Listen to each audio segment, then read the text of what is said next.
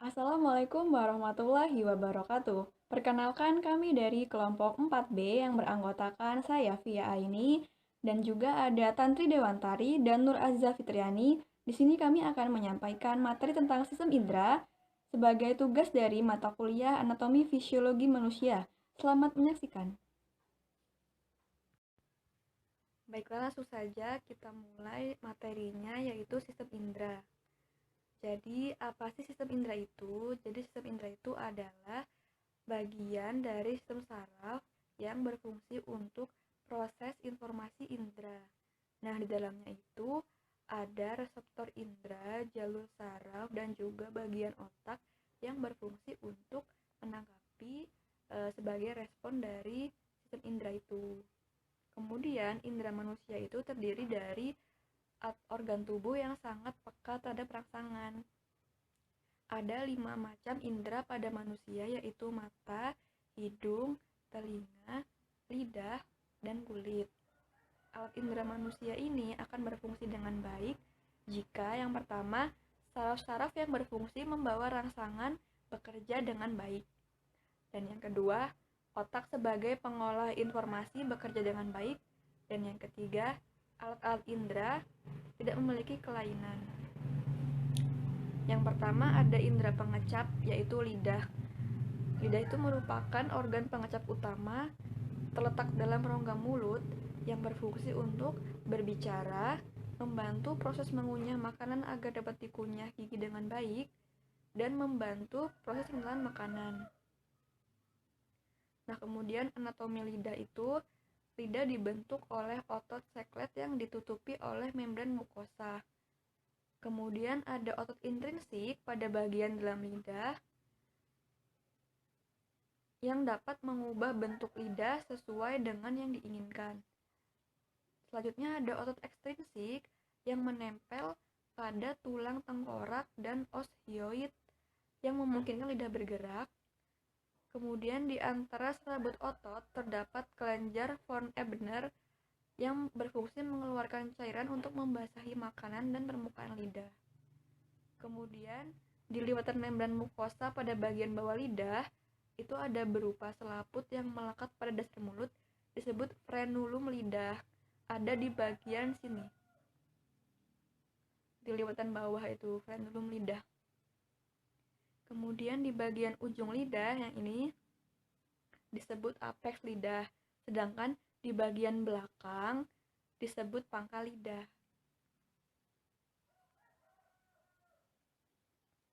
Nah, ini ada anatomi otot ekstrinsik dan juga otot intrinsik.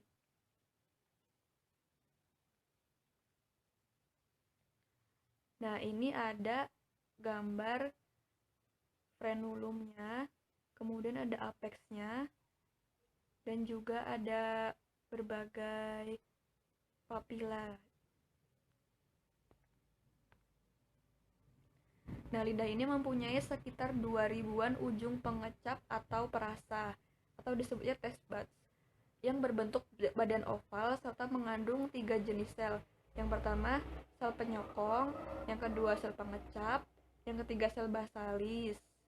Nah, taste bud ini terletak pada benjolan-benjolan jaringan ikat yang disebut papila. Nah, jenis papila ini ada 4, yaitu papila circumvallata, papila foliata, papila fungiformis, dan papila filiformis. Nah, ini ada letak-letaknya. Ada papila fungiformis, filiformis, foliata, dan circumvallata. Nah, kemudian fisiologi lidah, terdapat 4 jenis rasa yang dapat dikecap, yaitu rasa manis di apex atau ujung lidah di sini. Kemudian rasa asam di pinggir tengah lidah di sini. Kemudian rasa asin di pinggir lidah di sini. Dan rasa pahit di pangkal lidah di sini. Nah, rangsangan pada ujung-ujung saraf lidah ini nantinya akan diteruskan ke otak untuk dikenali. Nah, nama sarafnya yaitu and facialis, facial nervous yang ini sama glossopharyngeal nerve. Kemudian gangguan indera pengecap itu biasanya disebabkan oleh makan atau minum sesuatu yang bersuhu tinggi dan terlalu rendah sehingga lidah mati rasa. Namun gangguan ini hanya bersifat sementara. Gangguan yang bersifat permanen itu seperti pada orang yang mengalami trauma pada bagian saraf pusat.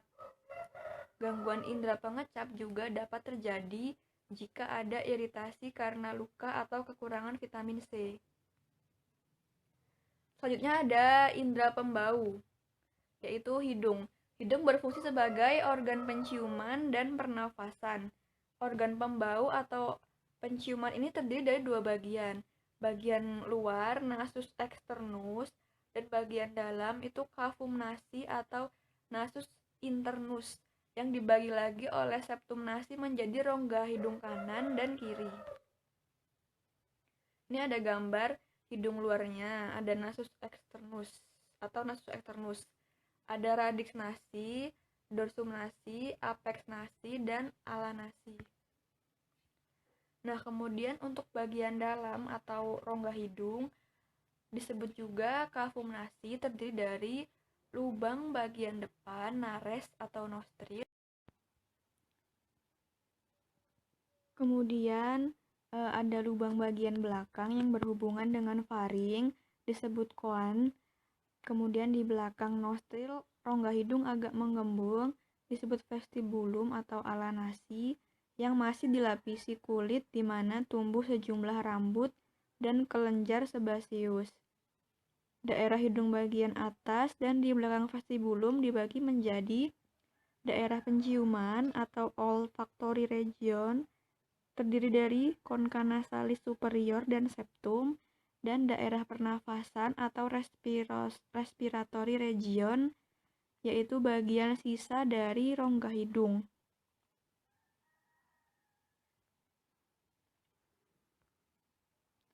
Nah, ini ada gambarnya. Nah, di sini dapat kita lihat yang bagian concha nasalis superior dan septum itu adalah bagian dari daerah penciuman atau olfactory region.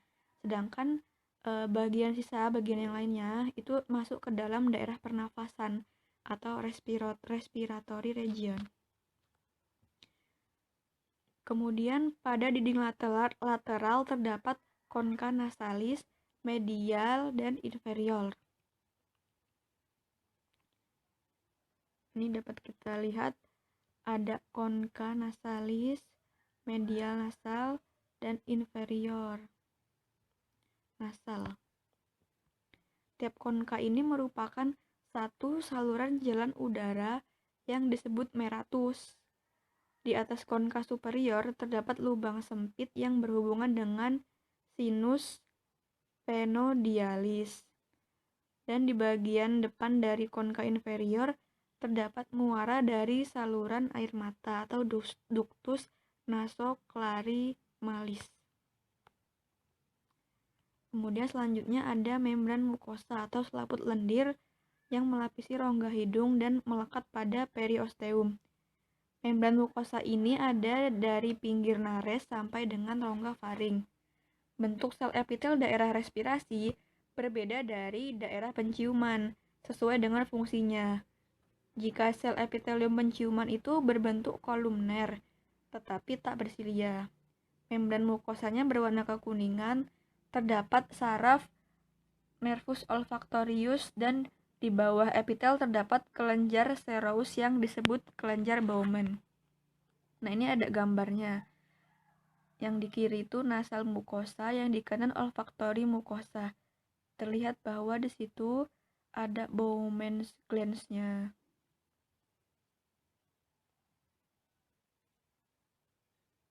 Kemudian yang ada silianya itu punya si respiratory, pernapasan. Kemudian ada fisiologi hidung. Fisiologi hidung sebagai organ untuk pernafasan yaitu sel epitel hidung yang selalu lembab berperan penting dalam mempertahankan keseimbangan suhu udara yang masuk ke hidung agar sama dengan suhu tubuh karena banyak pembuluh darah di daerah hidung.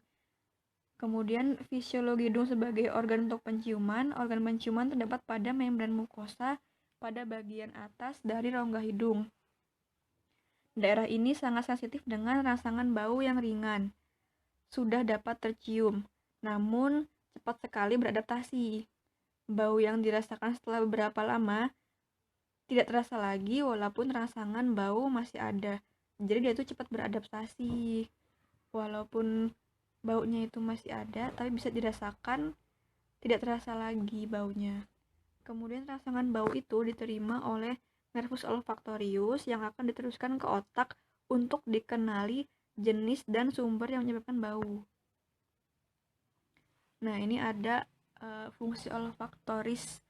Itu dari udara inspirasi masuk rongga hidung ke atap menuju daerah pembauan regio olfaktoria, kemudian merangsang reseptor di ujung syaraf N olfaktorius, pusat penghidu, kemudian bau tercium. Lalu apabila terjadi buntu hidung, udara tidak dapat mencapai regio olfaktoria. Itu namanya hiposmia atau anosmia. Bekerja sama dengan syaraf pengecapan gustatorius seperti yang dijelaskan di awal tadi, dia itu bekerja sama dengan syaraf pengecapan namanya gustatorius. Kemudian gangguan indera pembau. Dalam keadaan tertentu terkadang manusia kehilangan rasa bau. Keadaan ini disebut asmonia. Asmonia ini dapat terjadi akibat penyumbatan rongga hidung, misalnya pilek, terdapat polip atau tumor di rongga hidung. Sel pencium juga dapat terganggu jika terjadi infeksi dan gangguan pada saraf bulbus dan traktus olfaktorius. Nah, kemudian indera selanjutnya yaitu mata akan dijelaskan oleh teman saya, Nur Azizah. Assalamualaikum warahmatullahi wabarakatuh. Saya Nur Azizah Fitriani. Saya akan melanjutkan penjelasan dari Via mengenai indera penglihatan. Yang pertama yaitu struktur mata tambahan, yaitu ada alis mata, kelopak mata atas dan bawah, bulu mata, dan juga kelenjar air mata. Nah, alis mata ini berfungsi untuk melindungi mata dari aliran air keringat yang mengalir dari dahi. Kemudian kelopak mata atas dan bawah ini berfungsi untuk melindungi bola mata dari kerusakan. Lalu bulu mata ini berfungsi untuk melindungi mata dari debu atau partikel lain. Dan kelenjar air mata ini menghasilkan air mata. Lalu bagian putih mata ini disebut dengan sklera. Nah, lalu bagian ini disebut dengan iris. Nah, kemudian lubang pada iris disebut dengan pupil. Kemudian ini adalah lapisan-lapisan bola mata. Jadi bola mata itu terdiri atas 3 lapisan utama. Yang pertama yaitu tunika fibrosa, tunika vascularis, dan retina. Tunika fibrosa atau lapisan fibrosa itu terdiri dari sklera yang kemudian pada bagian anterior menjadi kornea. Lalu tunika vascularis ini terdiri dari koroid bagian tengah ini, lalu kemudian pada bagian anterior menebal menjadi badan siliaris dan iris. Nah, lalu bagian internalnya, lapisan internal yaitu retina ini terdiri dari lapisan berpigmen dan lapisan neural. Selanjutnya yaitu ruang-ruang pada mata. Nah, mata itu terdiri dari 2 rongga yang berisi cairan, yaitu ada cavum anterior dan cavum posterior. Nah, cavum anterior ini terdiri dari bilik anterior dan bilik posterior. Nah, bilik anterior itu menempati ruang antara kornea dan iris. Lalu, bilik posterior itu menempati ruang antara iris, prosesus ciliaris, dan perlekatan zonula dan lensa. Lalu, kedua struktur ini tuh saling terhubung di pupil dan mengandung cairan jernih yang disebut humor aquosa. Lalu, selanjutnya, rongga kedua yaitu cavum posterior. Nah, cavum posterior itu terletak di belakang zonula, terletak di belakang lensa, dan perlekatan zonula, serta dikelilingi oleh retina. Nah, cavum posterior ini atau bilik vitreus itu berisikan massa jaringan ikat gelatinosa transparan yang disebut dengan corpus vitreum. Nah, ini kira-kira gambarannya seperti ini. Jadi ini adalah bagian anteriornya, kemudian ini bagian anterior atau cavum anterior, lalu ini adalah cavum posterior. Ada bilik anterior dan bilik posterior. Bilik anterior antara kornea dan iris, lalu bilik posterior antara prosesus ciliaris, perlekatan zonula, dan lensa. Lalu antara bilik posterior dan bilik anterior ini terhubung melalui pupil. Lalu ini adalah bagian cavum posterior. Lalu sklera ini pada posterior menebal kira-kira sebesar 1 mm dan bergabung dengan nervus opticus. Tadi kan bola mata itu terdiri dari 3 lapisan. Nah, yang pertama ini lapisan fibrosa. Nah, lapisan fibrosa itu terdiri dari sklera, kornea, dan limbus. Nah, sklera itu adalah lapisan luar yang berwarna opak atau bagian putih mata. Sklera ini adalah 5/6 bagian dari posterior bola mata, karena 1/6-nya itu adalah kornea. Nah, ketebalan sklera itu adalah ketebalan rata-ratanya sekitar 0,5 mm. Nah, sklera ini terdiri atas jaringan ikat padat kuat, yaitu berkas kolagen tipe 1 dan sebaran fibroblast. Nah, sklera ini berfungsi untuk melindungi struktur internal yang lebih halus dan menyediakan tempat untuk insersi otot. Nah, di posterior, sklera itu menebal kira-kira 1 mm dan bergabung dengan epineurum yang melapisi nervus opticus. Nah, kornea itu kan tadi sklera itu 5/6 dari posterior mata. Nah, lalu bagian depannya yaitu kornea 1/6 dari anterior mata. Nah, kornea ini tidak berwarna dan transparan dan sepenuhnya avaskular. Avaskular ini berarti dilalui oleh jaringan syaraf. Nah, kornea ini terdiri atas epitel squamosa eksternal berlapis, membrana limitans anterior, stroma, membrana limitans posterior, endotel squamosa internal selapis. Nah, kornea ini berfungsi berperan pada proses refraksi sinar. Kemudian antara sklera dan kornea itu terdapat limbus. Limbus itu adalah pertemuan antara kornea dan sklera. Nah, ini dia. Ini sklera, kemudian ini kornea, kemudian pertemuan di antara keduanya adalah limbus. Nah, selanjutnya lapisan yang kedua yaitu lapisan vaskular. Nah, lapisan vaskular tadi ada koroid dan badan siliaris, lalu koroid dan badan siliaris. Nah, koroid ini adalah selaput tipis meliputi hampir seluruh permukaan sklera. Kemudian mengandung pembuluh darah dan memberi zat makanan untuk retina yang merupakan lapisan internal setelah koroid. Kemudian badan siliaris yaitu pelebaran anterior koroid terdapat tepat di dalam bagian anterior sklera. Nah, badan siliaris ini terdiri dari proses siliaris dan M siliaris. Nah, proses siliaris ini memproduksi aqueous humoris atau humor aquosa, yaitu cairan yang mengisi bagian depan mata, dan juga M ciliaris yaitu suatu otot polos yang mengubah bentuk lensa untuk pandangan dekat dan jauh. Nah, lalu ini adalah produksi pengeluaran humor aquosa oleh prosesus ciliaris. Yang pertama, humor aquosa itu disekresikan oleh sel epitel yang melapisi badan siliar ke dalam bilik posterior. Ini kan bilik posterior, lalu ini bilik anterior. Nah, pertama humor aquosa itu disekresikan oleh sel epitel yang melapisi badan siliar ke dalam bilik posterior di rongga anterior. Ini kan rongga anterior. Nah, lalu cairan itu atau humor aquosanya mengalir melalui lensa ke bilik anterior melalui pupil. Nah, lalu cairan itu akan bermuasa dalam angulus iridocornealis dan dikeluarkan di sinus venosa sklera.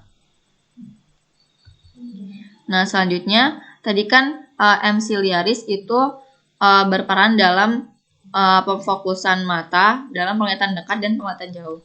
Nah, jadi otot yang bersilia berkontraksi dan menarik tepi koroid ke arah lensa. Lalu ligamen penggantung atau serat zonula itu berelaksasi. Nah, sehingga lensa itu menjadi lebih tebal dan lebih bulat sehingga memfokuskan objek yang dekat. Kemudian pada penglihatan jauh, otot yang bersilia yaitu M. ciliaris tadi berelaksasi. Nah, sehingga tepi koroid tadi menjauh dari lensa.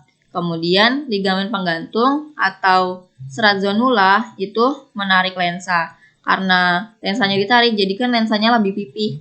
Nah, sehingga dapat memfokuskan objek yang jauh.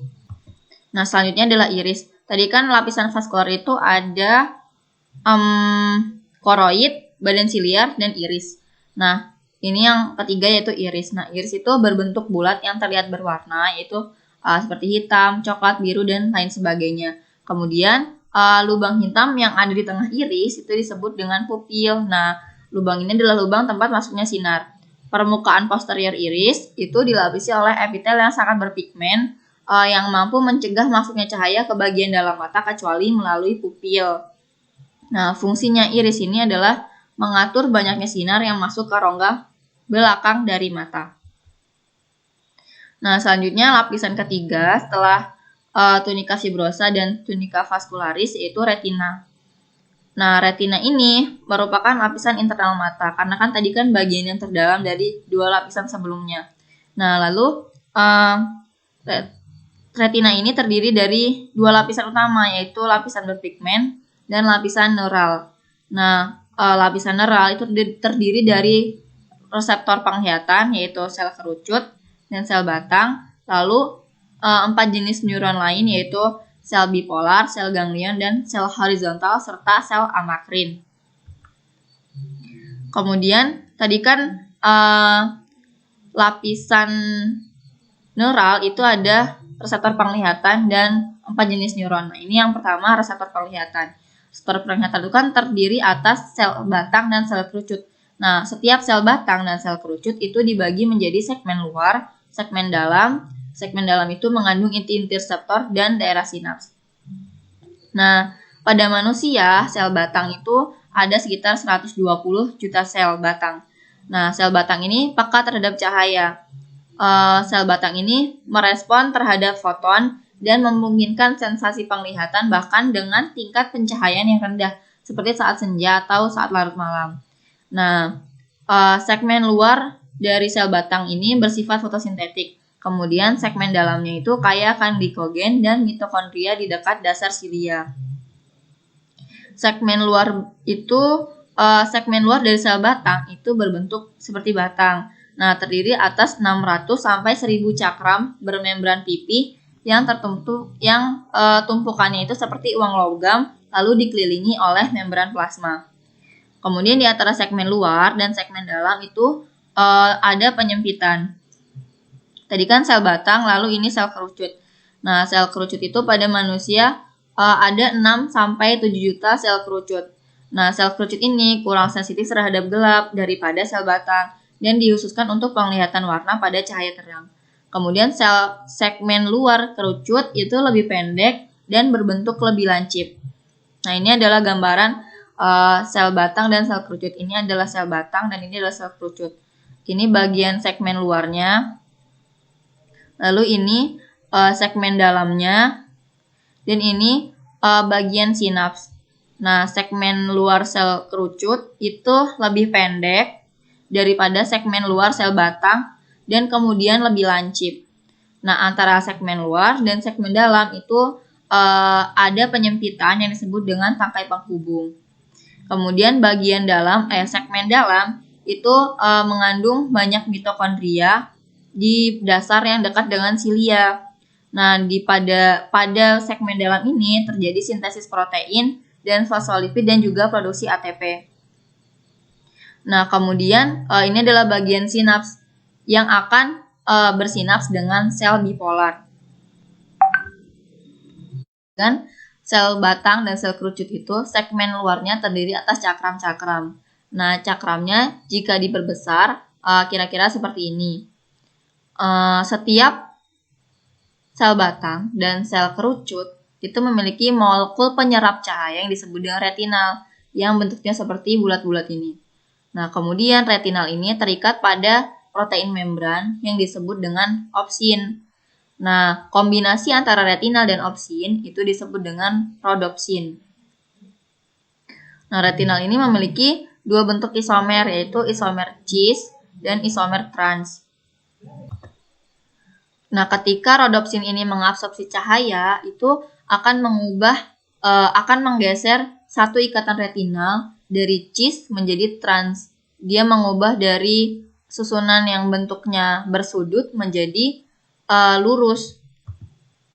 Aktivasi rhodopsin. Nah, aktivasi rhodopsin oleh cahaya itu disebut dengan pengelantangan, bleaching, atau juga pemutihan. Nah, kemudian tadi kan rhodopsin itu aktif setelah mengabsorpsi cahaya, tapi rhodopsin ini akan kembali inaktif ketika enzim-enzim itu mengubah retinal dari trans kembali ke cis. Jadi dia akan kembali inaktif jika sudah menjadi cis kembali. Kan tadi rhodopsin itu aktif setelah mengabsorpsi cahaya, tapi kalau tiba-tiba jumlah cahaya yang memasuki mata itu mendadak berkurang, misalnya kita dari tempat yang panas lalu masuk ke ruangan yang gelap, sel-sel batang yang tadi dikelantang itu tidak dapat mencapai keresponsifan penuh selama beberapa menit. Makanya kita kalau misalkan dari tempat yang terang lalu tiba-tiba masuk ke tempat yang gelap, itu kita akan mengalami kebutaan selama beberapa saat. Selanjutnya yaitu produksi potensial reseptor dalam sel batang. Tadi kan rhodopsin aktif setelah mengabsorpsi cahaya. Nah, rhodopsin yang aktif ini akan mengaktifasi sejenis protein G yang disebut dengan transdusin. Transdusin ini akan mengaktifasi enzim fosfodiesterase. Nah, enzim fosfodiesterase ini akan mengeluarkan CGMP dari saluran natrium, kemudian menghidrolisis CGMP menjadi GMP. Nah, jika CGMP ini terlepas, maka saluran natrium ini akan tertutup. Nah, sehingga permeabilitas membran terhadap Na itu menurun dan kemudian sel batang akan terhiperpolarisasi. Nah, selanjutnya aktivasi sinaps sel batang dalam terang dan gelap. Nah, tadi kan rhodopsin itu aktif karena mengabsorpsi cahaya. Lalu karena itu CGMP terlepas dan menutup saluran Na. Nah, pada saat gelap rhodopsin itu inaktif dan saluran Na itu terbuka. Nah, karena saluran Na terbuka, sel batang itu terdepolarisasi dan terus meneruskan mengeluarkan neurotransmitter glutamat. Nah, sel bipolar itu tuh akan terdepolarisasi atau terhiperpolarisasi bergantung pada reseptor glutamat yang ada di permukaan sinaps. Nah, saat ada cahaya yang masuk, rhodopsin akan aktif, lalu saluran Na tertutup. Kemudian sel batang terhiperpolarisasi sehingga menghentikan pengeluaran glutamat. Nah, karena tidak ada glutamat yang dilepaskan, sel bipolar yang tadinya terdepolarisasi menjadi terhiperpolarisasi, atau yang tadinya terhiperpolarisasi menjadi terdepolarisasi bergantung pada reseptor glutamat yang ada di permukaan sinaps. Nah, tadi kan retina itu terdiri dari dua lapisan, yaitu lapisan berpigmen dan lapisan neural. Lapisan neural ini ada fotoreseptor dan neuron. Nah, yaitu fotoreseptor ini sel batang dan sel kerucut. Lalu ada 4 jenis neuron, yaitu sel horizontal, sel bipolar, sel amakrin, dan sel ganglion. Kemudian sel bipolar ini dia bersinaps dengan sel ganglion untuk mengirimkan informasi atau potensial aksi ke otak melalui akson-akson yang ada di saraf optik atau optic nerve. Kemudian Sel amakrin dan sel horizontal ini berfungsi untuk mengintegrasikan informasi visual sebelum dikirimkan ke otak. Nah, jalur sinyal di dalam retina ini selain dari sel bipolar lalu sel keganglion lalu ke otak juga melalui sel horizontal. Sel horizontal ini dia dapat membawa sinyal dari satu fotoreseptor ke fotoreseptor lain atau dari fotoreseptor dibawa ke sel bipolar. Nah, kemudian sel amakrin ini membawa atau mendistribusikan informasi dari sel bipolar ke beberapa sel ganglion. Akson-akson dari sel ganglion ini akan membentuk saraf optik yang akan mengirimkan informasi ke otak. Nah,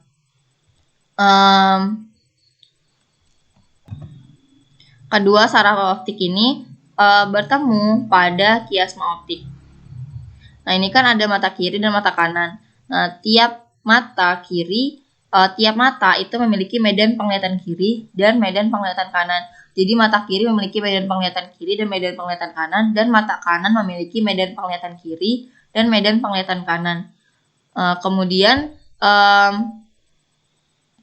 akson-akson dari saraf optik ini diarahkan sedemikian rupa sehingga medan penglihatan kiri itu akan diteruskan ke otak bagian kanan, dan medan penglihatan kanan itu diteruskan ke otak bagian kiri. Nah, kemudian sel-sel akson saraf optik akson-akson saraf optik itu kebanyakan akan menuju nukleus geniculata lateral dan lalu menuju ke korteks visual primer, yaitu gangguan indera penglihatan. Nah, salah satunya yaitu yang pertama miopia. Nah, jika sinar atau bayangan yang masuk dari objek yang jauh itu difokuskan sebelum mencapai bagian belakang mata, maka kesalahan refraksi mata ini dikenal dengan miopia. Nah, jika sinar atau bayangan yang masuk dari objek jauh tidak difokuskan saat mencapai bagian belakang mata, kesalahan refraksi mata ini disebut hipermetropia atau hiperopia. Kemudian ada astigmatisme, yaitu satu atau lebih permukaan kornea atau lensa itu tidak berbentuk seperti bola tetapi berbentuk silindris. Nah, akibatnya tidak ada titik fokus yang jelas dalam mata tetapi titik fokusnya tersebar. Kemudian selanjutnya yaitu presbiopia. Ini terjadi sudah umur 40 tahun, biasanya pada umur 45 tahun. Nah, keadaan ini terjadi di mana mata itu sudah susah mempertahankan fokus bayangan yang jelas atau susah berakomodasi pada jarak yang dekat. Lebih jelas terlihat pada jarak yang agak jauh atau sesudah dibantu dengan memakai kacamata, misalnya sewaktu membaca. Nah, keadaan ini disebabkan berkurangnya kelenturan atau elastisitas dari lensa dan mulai melemahnya M ciliaris yang berperan mengontrol fokus dari lensa akibat proses penuaan. Perkenalkan, saya Tantri Dewantari. Di sini saya akan melanjutkan penjelasan dari Nur Azizah mengenai indera pendengaran. Jadi seperti yang kita tahu bahwasannya organ yang berperan dalam pendengaran adalah telinga. Jadi si telinga ini bukan berperan sebagai organ pendengaran saja, melainkan berperan untuk keseimbangan dalam tubuh kita. Si telinga ini terdiri atas 3 bagian. Yang pertama ada bagian luar, yang kedua bagian tengah, dan yang ketiga bagian dalam. Nah, telinga luar ini berfungsi untuk mengumpulkan gelombang bunyi dan memasukkannya ke dalam saluran telinga. Telinga luar ini terdiri atas daun telinga atau auricle, bisa juga disebut dengan pinna, kemudian ada saluran telinga luar yang disebut dengan meatus auditory external, dan yang ketiga ada gendang telinga atau membran timpani. Nah, si meatus auditory external ini atau saluran telinga luar, panjangnya atau dalamnya itu sekitar 2,5 cm, yang di dalamnya terdapat rambut dan kelenjar sebaceus yang disebut kelenjar ceruminosa. Di dalamnya itu menghasilkan cerumen atau lemak telinga. Jadi lemak-lemak telinga yang ada di dalam telinga kita itu dihasilkan oleh kelenjar ceruminosa yang terdapat pada meatus auditory external. Kemudian ada membran timpani atau gendang telinga yang di dalamnya tersusun atas jaringan ikat fibrosa yang tipis. Kemudian semi transparan. Maksudnya membran timpani ini tersusun atas jaringan ikat fibrosa. Kemudian membran timpani ini tipis dan semi transparan. Kemudian permukaan eksternalnya itu bentuknya konkav yang ditutupi oleh kulit. Kemudian permukaan dalamnya konveks yang ditutupi oleh membran mukosa. Kemudian di sini ada telinga tengah disebut rongga timpani yang berisi udara. Kemudian telinga tengah ini terdiri atas tulang-tulang pendengaran yaitu malleus, incus, dan stapes. Kemudian telinga tengah ini berhubungan dengan faring melalui tuba eustachius atau saluran eustachius. Kemudian telinga dalam yang disebut juga dengan labirin, di dalamnya terdapat koklea atau rumah siput, kemudian ada vestibuli dan 3 buah saluran semisirkularis. Jadi si koklea ini atau rumah siput terdiri atas 3 ruang. Nah, ruang yang pertama itu terletak di atas membran vestibularis adalah skala timpani. Kemudian yang kedua di bawah membran basilaris adalah skala vestibuli. Dan yang ketiga di antara kedua membran tersebut terdapat skala media. Kemudian skala timpani dan skala vestibuli berisi cairan limfa yang berasal dari cairan cerebrospinal dalam rongga subarachnoid meninges otak. Jadi skala media ini berisi endolimfa yang belum diketahui asalnya dari mana. Kemudian pada membran basilaris terdapat organ Corti yang terdiri atas sel-sel penyokong dan sel-sel rambut. Nanti akan ada gambar yang lebih jelas.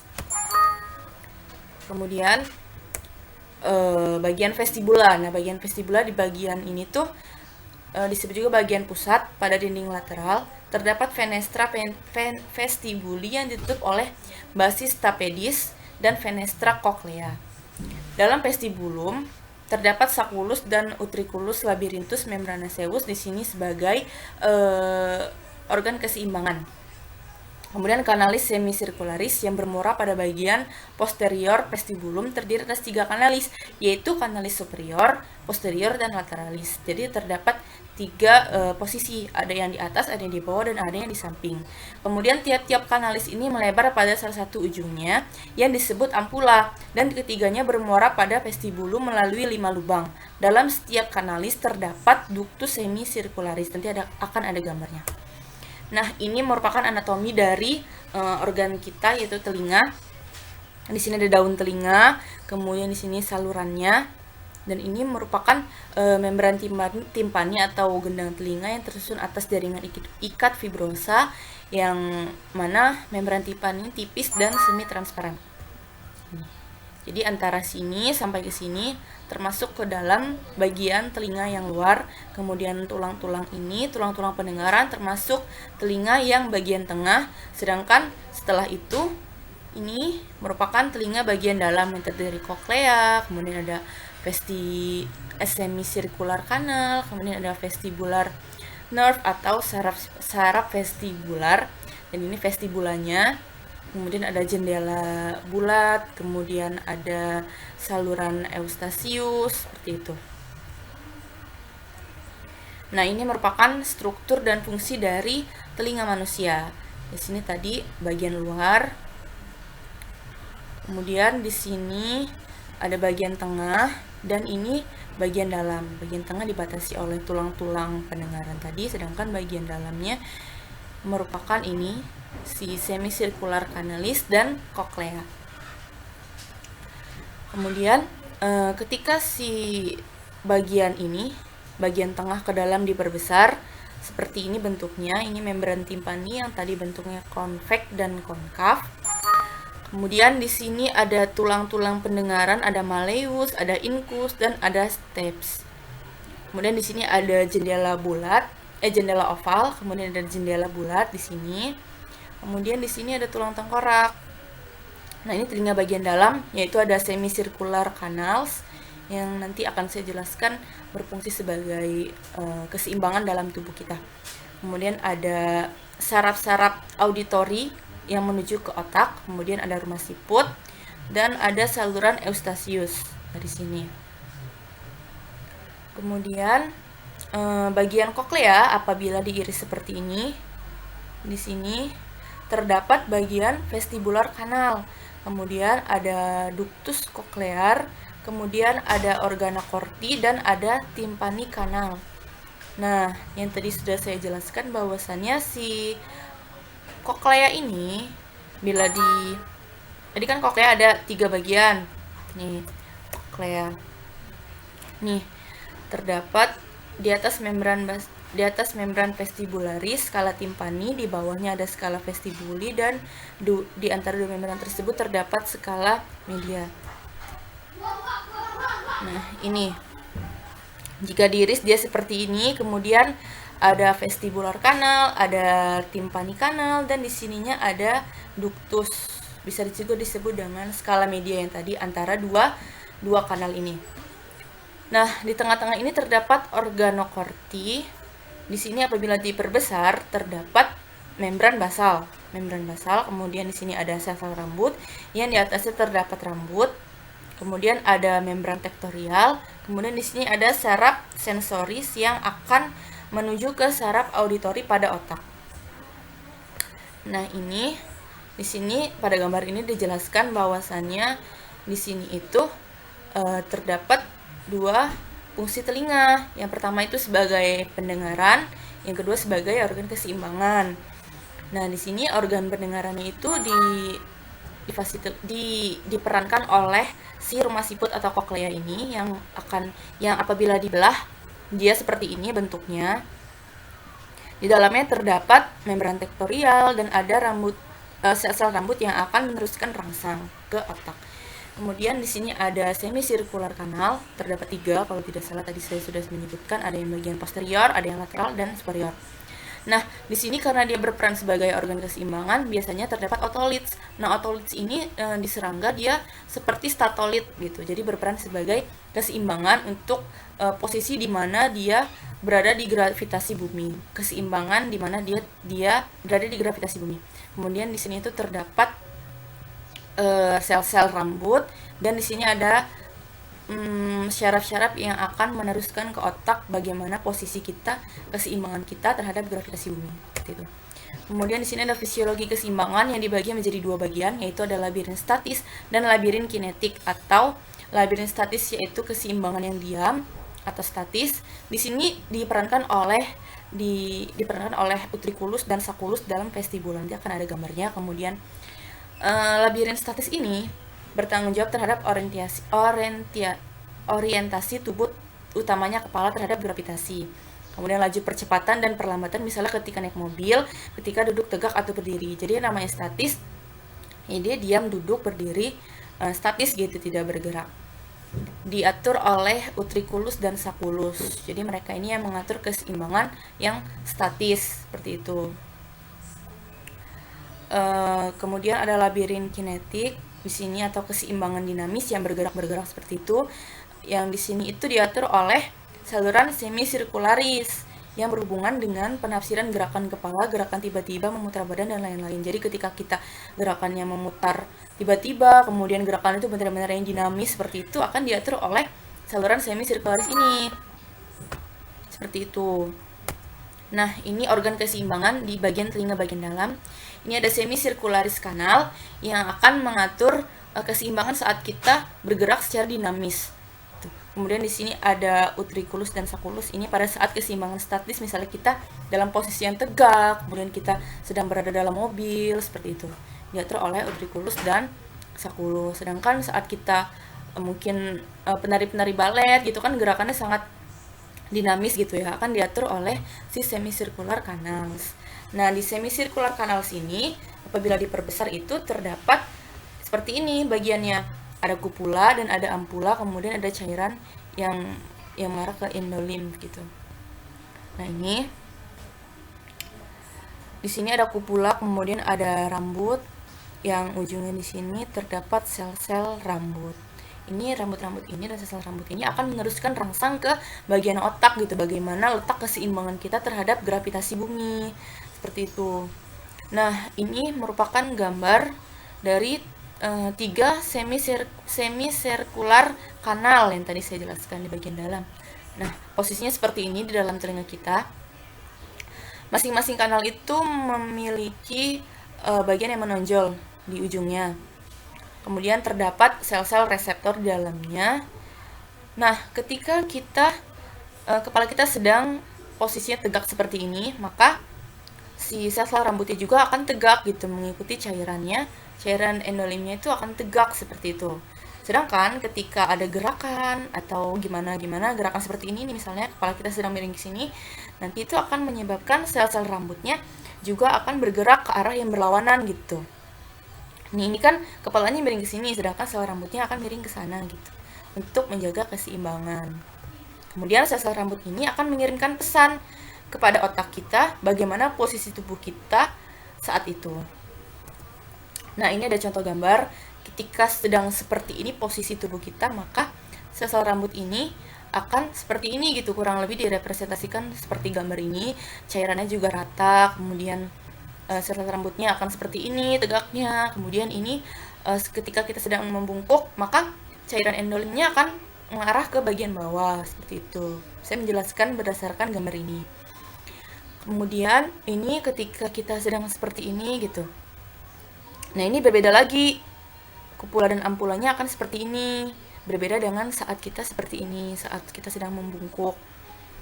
Nah, kemudian ini saat kita sedang berputar-putar. Ini menggambarkan tarian balet ya, seperti itu. Jadi si cairan endolimnya juga akan bergerak mengikuti arah putaran tersebut gitu. Jadi akan tidak rata, tidak seperti saat ini nih. Ini kan cairannya rata gitu karena kita sedang berdiri tegak. Sedangkan ini berputar-putar, maka cairannya akan mengikuti arah gerakan putaran kita itu. Sedangkan ini, nah ini kan kepalanya sedang menengok ke arah sana ya. Nah, kemudian yang dia sedang menengok sini kemudian berputar-putar. Nah, ini arah dari kupulanya juga akan bergerak berlawanan gitu, dan kemudian cairannya juga tidak rata, tidak seperti pada saat kita tegak. Makanya bisa menyebabkan seseorang itu akan pusing saat kita bergerak seperti ini karena cairannya itu masih bergerak mengikuti arah gerakan kita gitu. Baru dia bisa menyampaikan rangsang ke otak setelah cairan itu berhenti.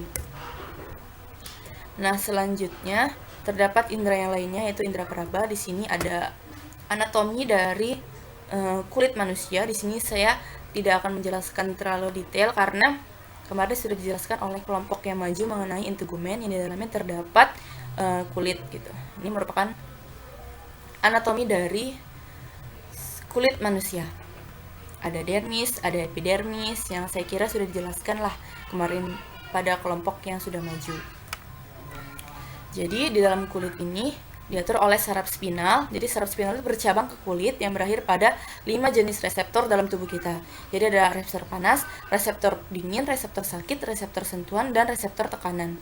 Nah, reseptor sentuhan ini diatur oleh corpus Meissner, kemudian reseptor tekanan corpus Pacinian, kemudian reseptor dingin ada ujung bulbus Krauss, kemudian reseptor panas diatur oleh ujung organ Ruffini, dan reseptor sakit atau nociceptor berupa filamen saraf teranjang yang jumlahnya terbanyak karena rasa sakit dalam tubuh kita kan bisa dimanapun, jadi jumlahnya akan banyak seperti itu. Nah, ini fisiologi dari sistem yang dari indera peraba. Di sini ada perasaan somatik dan ada perasaan proprioreseptor. Perasaan somatik ini berupa berbagai sentuhan, tekanan, dan getaran dalam tubuh kita. Di sini reseptor itu luas meliputi hampir seluruh tubuh. Kemudian perasaan proprioreseptor berhubungan dengan informasi tentang gerakan tubuh atau sebagian anggota badan. Nah, proprioreseptor ini kita sudah pernah praktikum pada praktikum Pichel kalau tidak salah. Nah, itu mengenai proprioreseptor di mana keadaan kita, kesadaran posisi tubuh kita terhadap gravitasi bumi diatur oleh proprioreseptor. Reseptornya terdapat pada otot skeletal, tendon, sekitar sendi sinovial, dan telinga bagian dalam. Yang mengatur ini juga berhubungan dengan keseimbangan pada tubuh gitu, proprioreseptor. Selanjutnya ada gangguan pada indera pendengaran, yaitu ada tuli konduktif, ada tuli perspektif, dan ada tinnitus. Tuli konduktif ini terjadi akibat gangguan transmisi atau hantaran getaran suara pada ruang telinga bagian luar atau tengah. Getarannya dapat dihambat oleh serumen atau benda asing pada bagian ruang telinga luar atau tengah, atau karena rantai tulang kecil hubungan antara malleus, incus, dan stapes, oleh karena suatu hal menjadi kaku dan saling menempel erat.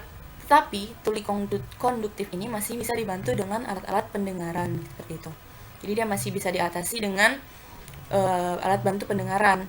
Kemudian ada tuli perspektif yang terjadi akibat kelainan pada organa korti atau syaraf vestibulo-koklear. Jadi di sini organa korti kan organ yang sangat penting ya. Tadi itu ada terdapat rambut-rambut halus yang akan menghantarkan rangsangnya ke bagian otak gitu. Jadi kalau misalnya organ itu rusak ya otomatis akan tuli perspektif, yang mana kelainan ini tidak bisa dibantu dengan alat bantu dengar. Kemudian ada tinnitus yang disebabkan oleh serumen, bisa juga perforasi membran timpani, dan ada juga cairan pada ruang telinga tengah atau gangguan dari syaraf vestibular batang otak atau korteks. Jadi tinnitus ini masih bisa, penyebabnya ada juga yang disebabkan karena sering mengkonsumsi obat yang terlalu lama. Ada aspirin kalau tidak salah. Nah itu aspirin dan apa gitu saya lupa. Jadi bisa dikurangi atau bisa diatasi dengan mengurangi minum obat seperti aspirin seperti itu. Dan streptomycin, maaf. Aspirin dan streptomycin apabila dikurangi bisa mengurangi tinnitus ini seperti itu. Kemudian pada indera praba ada panu, ada jerawat, ada luka bakar, kemudian ada eksim, ada herpes, ada kudis, dan dermatitis. Nah, panu ini disebabkan karena infeksi jamur yang menyerang pada bagian pigmen kulit. Biasanya dia warnanya berbeda dengan warna kulit kita. Biasanya lebih putih seperti itu. Kemudian jerawat yang disebabkan karena infeksi pada bagian kelenjar minyak, yang kelenjar minyak itu infeksi, kemudian kotoran dari luar itu masuk lewat pori-pori yang menyebabkan infeksi pada bagian kelenjar minyak, maka menyebabkan jerawat gitu. Bisa juga karena sel-sel kulit mati dan bakteri atau virus yang menyumbat kelenjar minyak kita itu, maka menyebabkan jerawat. Kemudian ada luka bakar. Luka bakar ini merupakan luka pada jaringan tubuh karena denaturasi protein jaringan atau kematian sel yang disebabkan oleh panas, listrik, ataupun zat-zat kimia yang berupa asam atau basa. Kemudian eksim, penyakit peradangan kulit yang biasanya terasa gatal dengan tanda-tanda merah, bengkak, melepuh, berair, dan berkeropeng. Kemudian ada herpes yang disebabkan oleh virus. Biasanya tanda-tandanya itu ada pembentukan gelembung-gelembung berisi air secara berkelompok, kayak melentang-melentang gitu. Kemudian ada kudis disebabkan oleh tungau Sarcoptes scabiei, yang mana penderitanya akan merasa gatal yang luar biasa. Penyakit ini seringkali dijumpai pada anak-anak yang kurang menjaga kebersihan kulit. Kemudian ada dermatitis, penyakit peradangan pada kulit, dan ditandai dengan kulit yang membengkak, memerah, dan gatal-gatal. Nah, demikian presentasi yang dapat kami sampaikan. Apabila terdapat kekurangan, kami mohon maaf. Wabillahi taufiq wal hidayah. Wassalamualaikum warahmatullahi wabarakatuh.